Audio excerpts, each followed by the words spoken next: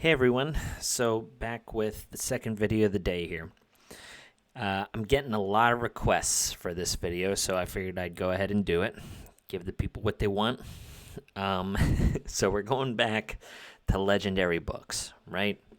When I did my first legendary book guide, I talked about all of the wood, fire, and water legendaries and kind of where they stood in the meta, if I thought they were worth books or if they weren't. I said I didn't want to go over light and darks because all of them kind of warrant it, but I guess you guys want a little bit more detailed description. So we're going to go ahead and do that now.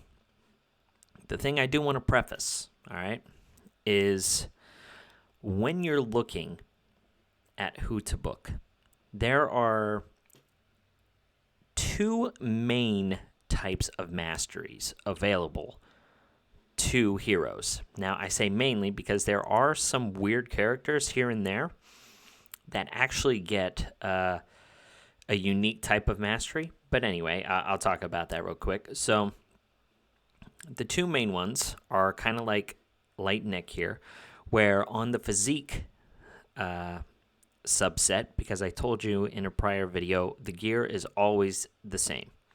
But physique and ability can actually be a little different. So you have this subset where you have crit damage, and then most of this other stuff is the same. And then the abilities have crit rate, where it gets an increase of 23%, along with the abilities getting these ability cap ups. And then the other option is the one similar to Crazed Erzag, where on physique they get speed instead of crit damage. And then on ability, they get this true strike rate, which when used in PvP, it should be considered like additional crit rate, but only in PvP game modes. So that means instead of building 100% crit rate, you only need to build 60% crit rate, in theory. Now, there's a whole different video on True Strike and when it's good to utilize it and when it's not. But again, that's a video for another day. So those are the two things to keep in mind about different mastery trees. The other thing that you really want to keep in mind when you're looking at when to book your light and dark legendaries is on these abilities, right? Because this is one of the masteries where you get this level cap +1 on your abilities. So if you look at Zoltan here, Zoltan, whenever he has that last ability mastery unlocked, he gets 20 additional % on his splash damage on his ultimate. I actually didn't even bother booking this. Not that it's bad. Like, this is something that is really good for Zoltan. But I don't use Zoltan a whole lot. And on top of that, legendary books are really hard to come by.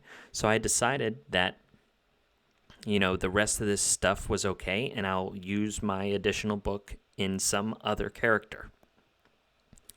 On his special ability, he gets this additionally steals 1 positive effect. So before that ability increased, he was only stealing 1 positive effect. But because he's booked up to that ability cap, he now has the possibility of stealing 2, and here he just does additional damage.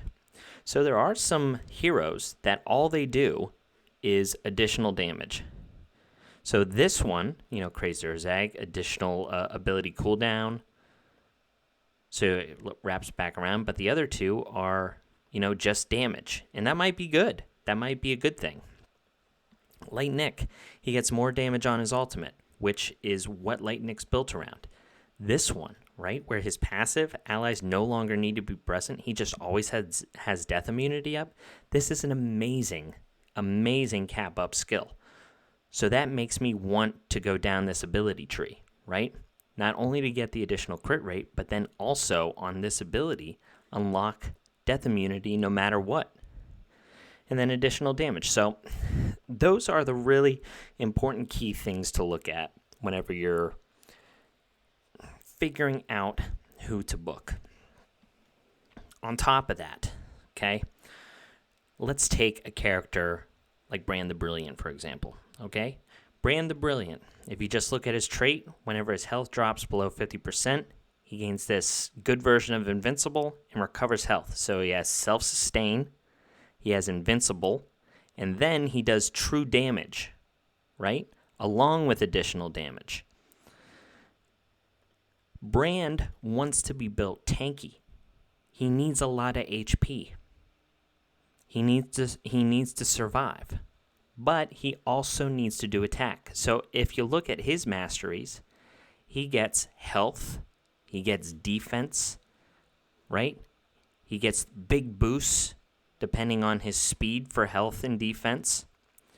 And then let's take a look at his ability tree. So wrapping back around to this ultimate faster by reducing his cooldown, super important. 15% additional damage on his passive, super important. So Brand will literally benefit from every single book. He benefits from the speed because the speed goes into his health. Health is one of the most important traits for Brand. Defense to make him even tankier. And then on top of that, he's looping back around to his ultimate, and he's getting additional damage on his passives. So, Brand is an extremely efficient light to book. So, with all of that being said, let's go into the index. And I'm going to talk about which light and dark legendaries I think are the most useful to book. Now, one last thing to mention before I go through the list here.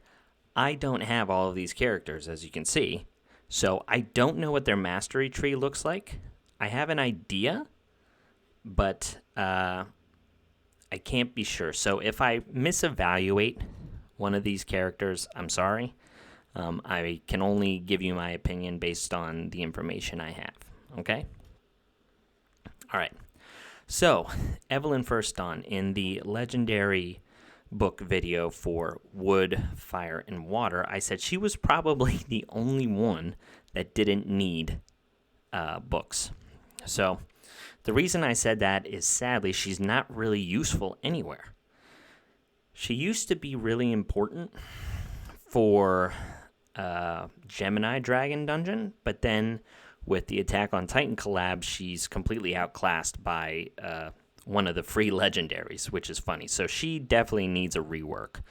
She is a good hero, but she's not really useful in PvP. She can be used in some guild boss strategies. I actually use her, but I don't care too much about guild boss, so I'm sure she's not in the top teams. And then she's also used in guild versus environment. Now, she does have a pretty good trait. This is a nice trait for tank teams where everybody just gets 20% defense. And then if she's ascended to give everyone 20% attack and defense with just her being in the team is really cool. Getting extra turns is nice, with her ultimate, and then being able to grant defense down. It's just her kit doesn't do enough. This is something that, you would expect on a red, green, or blue character. So she doesn't do any damage. She's kind of just there to give your team additional defense, and she's there for her aura. So, like I said, if you just bring her into the match, she's kind of already done her job.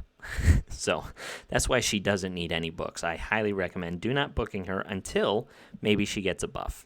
And I'm making this video on March 14th, 2023. So if anybody's watching this, in the future, keep that in mind. So Zoltan, obviously I have Zoltan and I've booked Zoltan, so that tells you that I value that very highly. Zoltan benefits also from every single mastery book because you want his defense high for him to survive. You want his health high enough that he can survive, one or two big hits, because Zoltan, you want him to be the last person standing. If he survives some kind of big nuke and the rest of your team does not, you're most likely going to win. I've shown a couple videos, like from Sky Duel or Real Time Arena, where people, nuke my team. Zoltan survived by just a little bit, and then he destroyed everybody. He does that because those enchanted blades, this Thundershock, piercing 90% of people's defense, like, you have zero idea how much that matters until you either use Zoltan or you get hit by Zoltan. But yeah, so his mastery tree gives him additional speed, which is not super important, but he does have the True Strike masteries, which I do think help him out because you don't have to prioritize crit rate as much. You can just build him with attack and defense and other stats and allow his build to kind of progress that way. We've already talked about, his ability trees and stuff like that. So Zoltan is a very, very solid option. He's also very good in faction wars, in the faction guardian, whatever it is. I don't know what it's called in this game. Faction wars is what it's called in Raid Shadow Legends. But yeah, so he's very useful there. He's pretty good in guild versus environment. So Zoltan is mainly a PvP unit, but he is good in other areas. So Crazed Erzag. Crazed Erzag is another legendary that I have booked. Now, I booked Crazed Erzag as my very first legendary to get books. This has since been a mistake for me. Crazed Erzag has kind of fallen out of the meta in really high-end PvP. However, I do still use him on a day-to-day basis just to go through defenses pretty quickly. He also has that True Strike mastery, so I only build him with around 60% crit rate, and I mainly use him for his removal of buffs. So I use him against pesky people, put up a lot of buffs and whatever, but he's not really useful. If I could take it back, I would. He is, however, very, very good in a lot of PvE content as well. So he's not really useless if you do put books in him. Like, if he is your only light legendary, he's going to be a game changer for your account. So, yeah, even though I regret it at this stage, just because at the top ends of Arena, he's not really useful, he is still viable. Going back to my earlier sentiment, is all of these heroes can be good with books. But if you have other legendaries that we're talking about on this list, I don't think Crazed Erzag is worth it in comparison to some of the other ones that we're going to get into. So Lightnick. Lightnick is, the opposite of Crazed Erzag. I think this guy he gets better and better. He's like a fine wine. He's really great on arena defense in normal arena. He's really great on arena offense in normal arena. And he can be a good pick in RTA. He's not like a slam dunk great pick in RTA, just because if somebody brings in some kind of tank comp, he's not going to do a whole lot of damage. On top of that, he gets countered pretty good against a couple of these people that counterattack on AoE damage or get buffs on AoE damage, like Jonathan. So Nick is a very solid option for books. I don't think you'll regret it. I also have mine booked. And as we mentioned at the beginning of the video, he gets some pretty nice benefits out of the ability tree, which is not always the case with mastery books. So even if it does go down that path first for you, because you always want, the gear mastery subsection to hit first, because it just does so much for the character. But if it does go down that ability tree first, it's not, for nothing. And on top of that, Nick getting all that benefit from the attack stats. And surprisingly, it does give him some tankiness in the health department. So all of that is good stuff, and he benefits from almost all of the books. So a very solid option. Brand the Brilliant. As I mentioned, I do want to book this guy at some point. He benefits a lot from books, and if you don't one-shot him to get around this passive, he can really be a menace. His stats, he's very stat hungry on the gear, And I don't even know if I have the gear to, get him where I would want him to be in endgame PvP. But there is a person in the Discord who is like notorious for using a tank team, and Brand is at the centerpiece of his team, and he's very, very good. So Brand is a solid unit for PvP. On the other end of the scale in PvE, he's actually like the main way to beat certain stages of Void Tower Mythic, which is almost impossible if you don't have Brand the Brilliant. There's one person who's actually already beaten stage 11 in Void Tower Mythic, and it's because of Brand the Brilliant. So if you're looking to do things like that, Brand is your guy, and a booked one is going to kind of be a cheat code for you. Okay, so Uryon. Uryon used to be like the premier damage dealer. And he is still very good. Like, he has this trait that grants him elemental advantage. And it's only once per round. Right? So whenever he does this AoE nuke, see how it's only 160% damage? But because he has elemental advantage, meaning every person he hits is like their weak affinity against him, this does so much damage. He can hit really hard. I've been notoriously, nuked by Uryons. My Nero dies, which is really tanky. My Jonathan dies, which is really tanky. So, yeah. Anyway. He can also remove negative effects from him, steal effects, and then he has this chance to also stun on his basic, which goes up to 50% whenever he's booked. So, Uryon definitely benefits from books. He's probably much better in normal arena than he is RTA because his speed's kind of low. But if you do any kind of jumping into him, I mean by like giving him a bonus turn with Halia or Hassle, it's almost good game all the time. So Uryon is definitely worth the books if you're looking for an AoE nuker. There's not many of them in the game, to be honest. So Uryon is a pretty solid option there. But I will say he's mainly a PvP option. I think his damage, because it's once per round, I don't know if it scales great in PvE. But like I said, I don't have him, so I'm kind of just talking about information that is just visible to me without any playthrough. So Holy Armor Virgil is one of the premier PvP units right now in RTA, in normal arena, offense and defense. He has this crazy trait that anytime he's attacked, he removes a negative effect. So you can't like crowd control him with stuns. Even if you try and put up like an unhealable on him, to go into this next part where he recovers his own health. So when he's attacked, he recovers health, and he removes negative effects from him, so you can't like mitigate the healing. It's bonkers. And then, on top of that, his ascension is just crazy. I won't even get into that.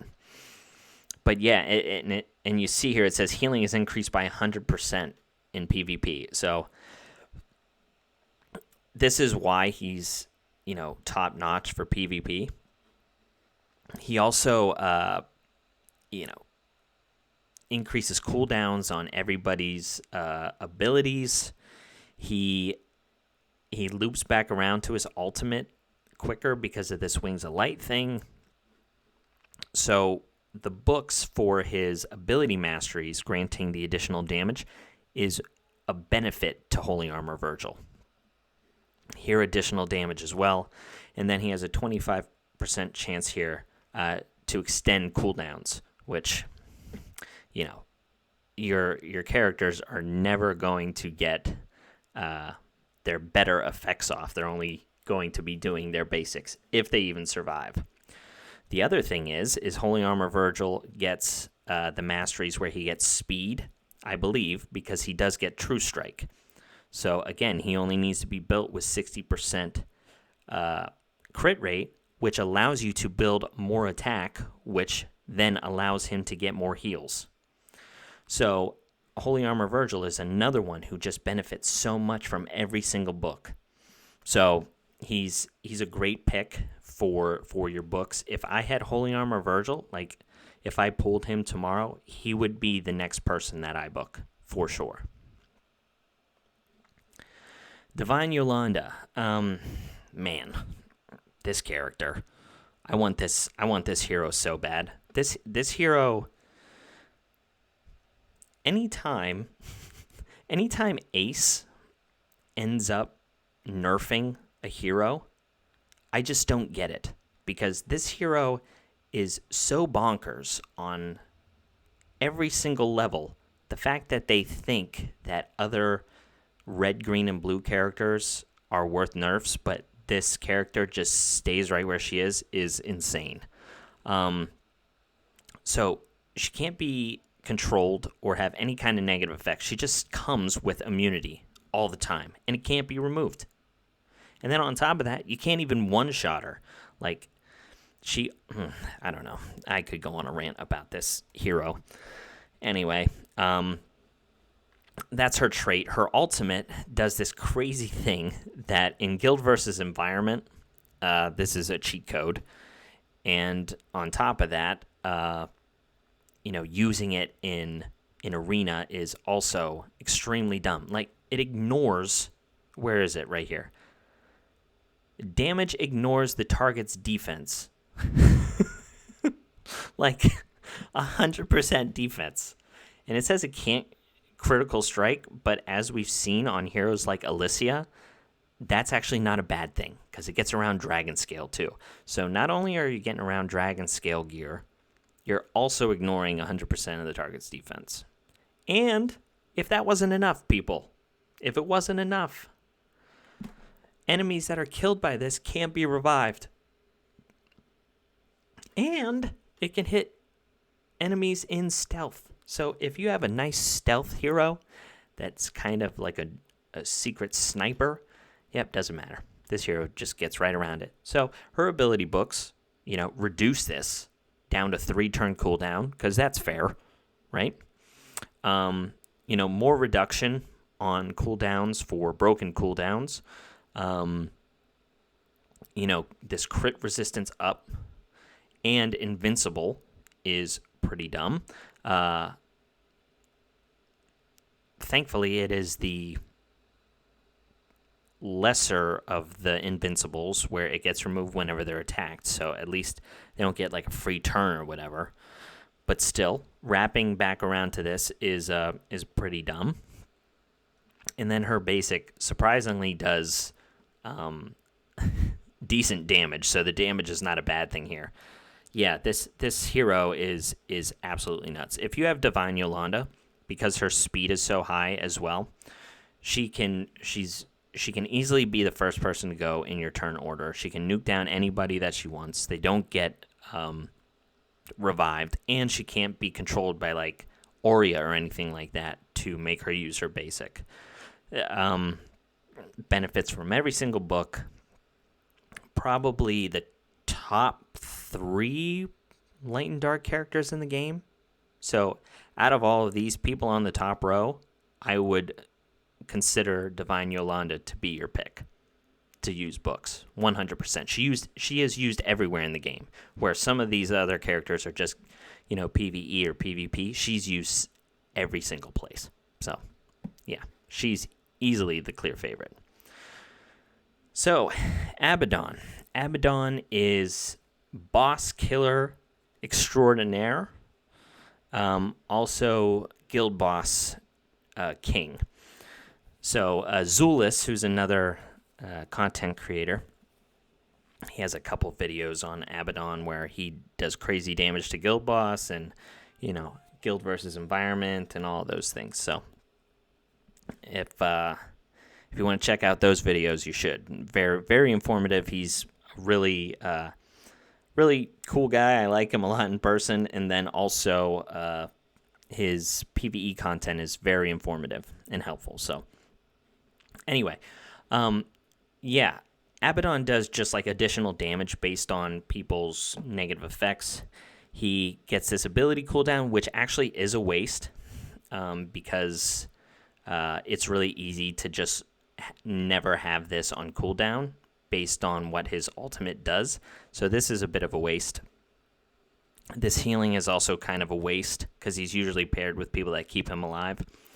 In this, you're rarely ever using this ability. So Abaddon is just a PvE character. I wouldn't book him, but if that is your thing, he is the best character for those bosses. He just does so much damage, and when he's booked, the amount of damage he does on his ultimate ability is insane. All right, so Dark Dragon Asrina. This hero is actually really good. The problem is how you want to build her it's so conflicting. She has this really cool passive that anytime an enemy casts like a positive effect, she counterattacks everyone. And then she removes positive effects from them. And then she also has the chance to apply a silence to them. So this is a great passive. The problem is that's really all she's used for, because her ultimate ability, these ignites just don't really do anything. The unhealable to the rest of the team is actually really good, and I wish it was maybe longer or unremovable. That might make her worthy of books. But right now, you don't need to really put books into her because this passive is all she's used for. She's just a control champion. I have mine in stun set, and that gets the job done. This unhealable is actually becoming more and more relevant. There are a couple champions that heal up themselves. So this is kind of a nice negative effect nowadays, surprisingly, because it was like a terrible debuff at first, but now it's coming along. And she does have a stun on her basic, which is actually pretty good. And it does increase to 75%, but I promise you, I think you can run this character without any kind of books. Her books benefit, damage, because it gives her additional speed and it gives her True Strike. But the thing is this ultimate just doesn't do enough. If this ignite, I don't know, like the AoE ignite's cool for other areas in the game, but not for PvP. If she also had stun or buff removal or something like that, I think she'd be more relevant. But while she's a good character, I don't think she is a good option for you for books.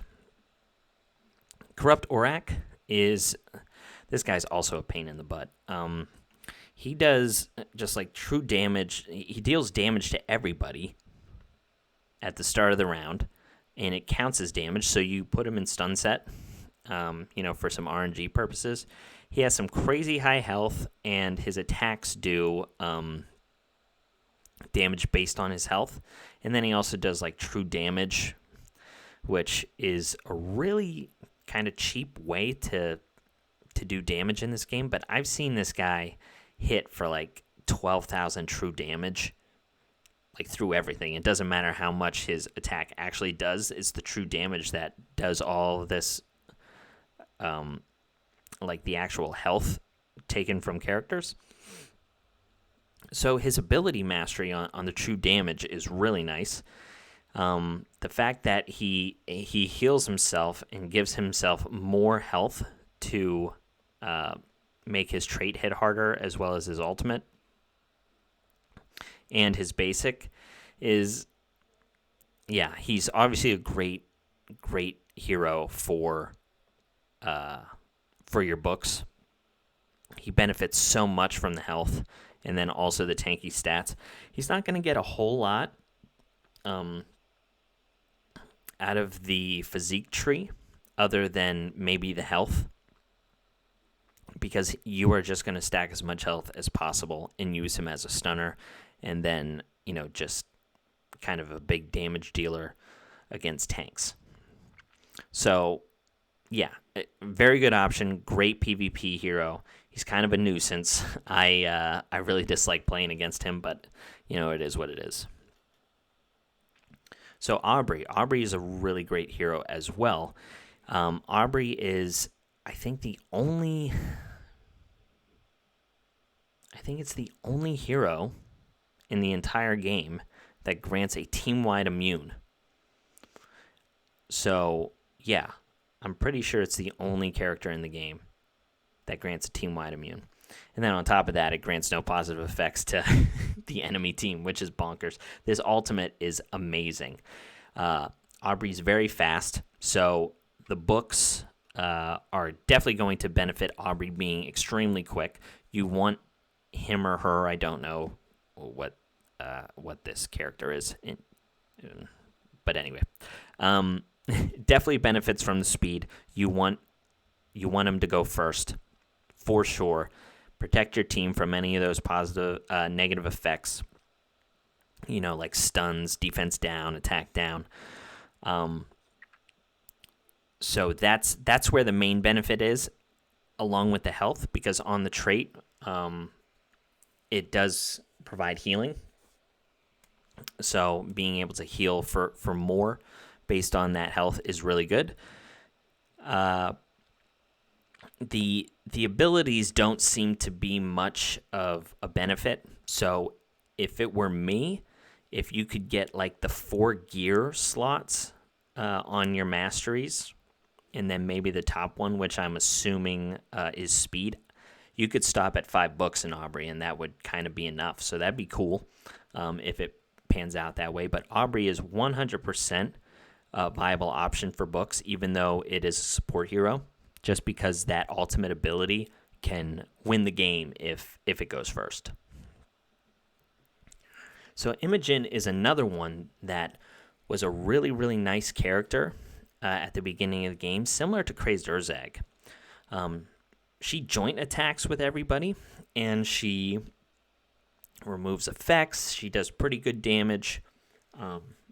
But the thing is she just doesn't do enough nowadays. It's kind of hard to make her work. She's pretty squishy. She doesn't really benefit a whole lot from the books, other than maybe the additional attack. So I would say, if you have other light and dark legendaries other than Imogen, I would not use the books on her as of now. She needs some kind of buff. Okay, so Dark Nick just got a buff. He used to have this death immunity stacks, 4 of them, but they could be removed. So now they can't, so he's gotten much better. He does so much damage. I've had plenty of RTA matches, I think a couple on this channel, where Dark Nick was the bane of my existence.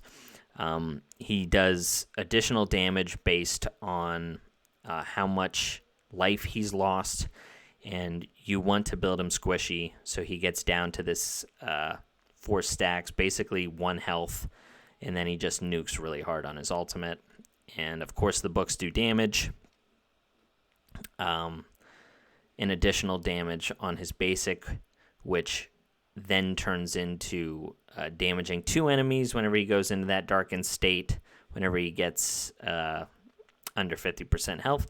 So yeah, Dark Nick used to be pretty weak, but since the buff, he's now definitely become back in the meta. And if you don't have some kind of way to stun him or put attack down or whatever, he's going to do a lot of damage. So he's a very nice unit for PvP. He's also a pretty good unit in Guild versus Environment against the Lightwing Zac tiles. He's one of the few characters that is really, really good there. So Garnett. Garnett is definitely a top-tier PvP unit right now.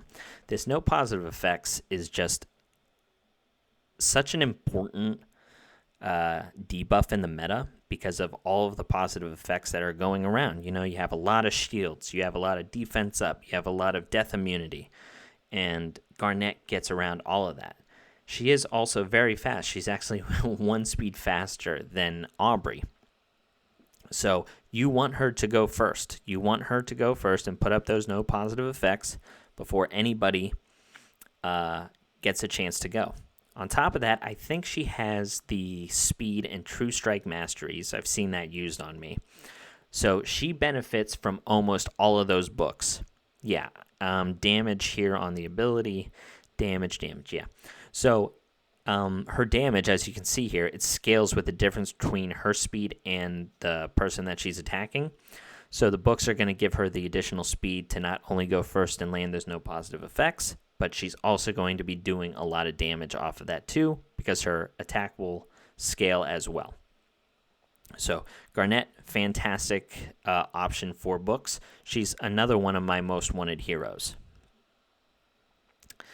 All right, we're closing out with 3 just like absolutely amazing heroes here too. So this guy, like, sometimes I don't know what devs are thinking. Like, what in God's green earth were the devs thinking when they made this guy? This guy's nuts. He's nuts. He gets damage reduction. He gets resistance. He counterattacks when someone gets attacked. Whenever he attacks, he has a chance to attack again. He has a chance to join attack. It's all over the place. I would love to have this person for sure. He's amazing. He may be the best dark and light legendary in the game. He might be the best hero in the game. Maybe. Anyway, so his ultimate ability, it does this damage from the ability mastery. I don't think that's very useful. I think he's a character that probably benefits from books just to keep himself alive, but I don't think he needs them to be used either. I think if you pull him, he's just an amazing support that has just crazy abilities. Grants everybody death immunity, and he brings everybody back. On top of that, whenever he brings them back, their cooldowns on their like strong abilities have reset. So if they use their ultimate ability and Vengeful Hassle reborns them, they get to use it all over again. I just don't get that. Like I said, whenever a team member attacks, has a 30% chance to join attack. When a team member is attacked, has a 30% chance to launch a counterattack. When an ally is killed, gains bonus attack.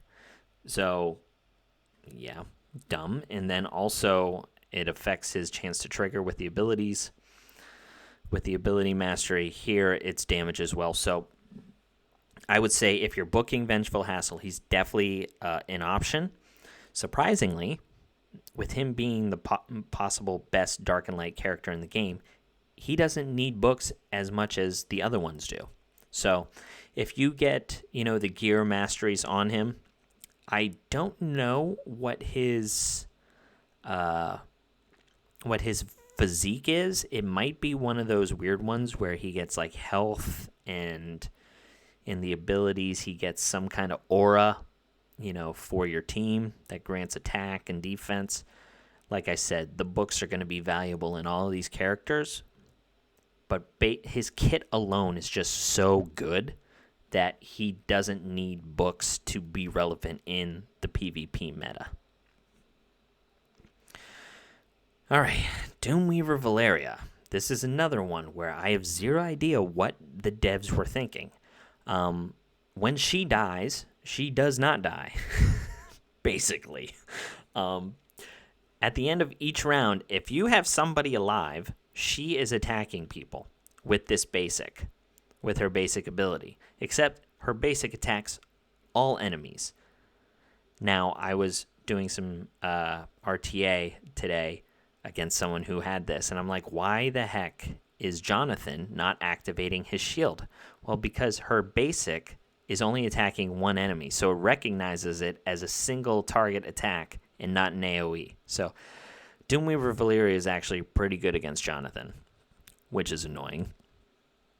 But yeah, so if she dies, she goes in this air raid state, and then she just keeps attacking each turn as long as you have somebody alive. And like I said, death immunity is a real big thing in today's meta. So her ability masteries allowing her to get additional damage on her basic is good. Additional damage on her special, because that's all she's there for, is to nuke really hard, and then if she dies, she's just hitting hard every turn with this basic ability, and then additional damage. So, yeah, Doomweaver Valeria is another one of those characters that benefits from every single book. You know, she needs her attacks, she needs high speed, and I'm pretty sure she gets the crit rate and crit damage buffs from her masteries, so fantastic option for books. And she's kind of just a cheat code. Like, there's no real way around her. If you have Lightnick or Darknick to pair with her, it's, I don't know, it's really annoying. So anyway, yeah, great option. And then last but not least, Shark Solandre. I also really hate this guy. He has like one counter in the entire game, and that's Jabez. So yeah, he's a great option. But anyway, so just baseline, he ignores people's defense. He can stun people. He heals himself back up. He can't be crowd controlled. He does everything. And on top of that, the way that he's kind of booked,